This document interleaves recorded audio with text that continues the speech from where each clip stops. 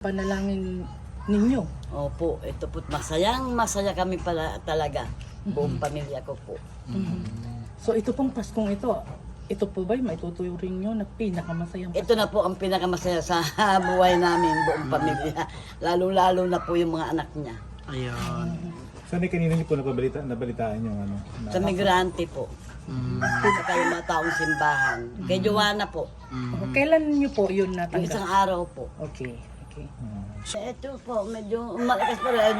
Medyo nagbago nga ako at naging masigla siya ngayon dahil nalaman niyang uuwi ni anak niya. Naiyak yung tatay niya nung marinig yan nung sinabi nila Joanna. Kailan ba niya nalaman? Yung isang araw po. Okay. So yung sakit niya na ano po, na- parang naibsan po Opo, siya. para na... Opo. Lumakas. Opo, parang lumakas nga.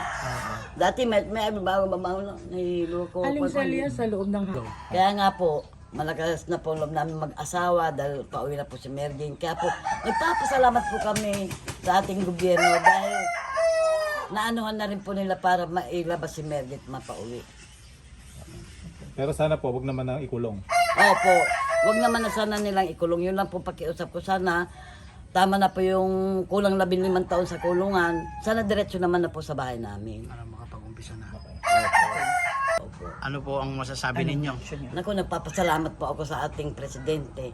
At sa tagal ng panahon, ngayon, ito na po, parang pinakinggan ng Diyos sa aming panalangin.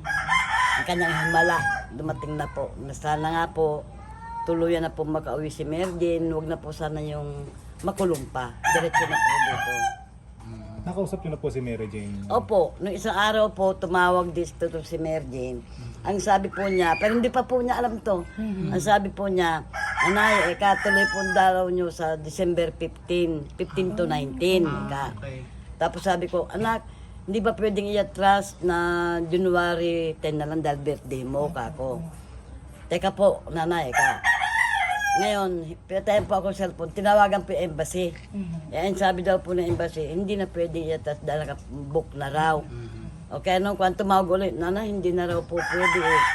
Tuloy na daw po sa December 15 eh, ka. Okay, sige anak, kako, okay, kako. Tutuloy kami. Sino po ang kasama po ay kinukonsidera niyo pong magandang regalo at sa Ay, Pasko at opo. birthday? Yan na po ang pinakamagandang regalo sa amin sa birthday ko sa December 13 at sa birthday po ni Mergin dahil yung hinihiling po namin magkakasama-sama na rin po kami. So kung sa lalo madaling panahon po makakauwi siya, makakasama niyo na po siya mismo dito sa Pilipinas. Opo, sa birthday niya. opo, Sana po Pasko at saka birthday opo, niya man lang. opo, yun po ang pinakamasaya talaga sa amin. Yan na po ang binigyan ng Panginoon na regalo sa akin, hinihiling-hiling ko. Okay.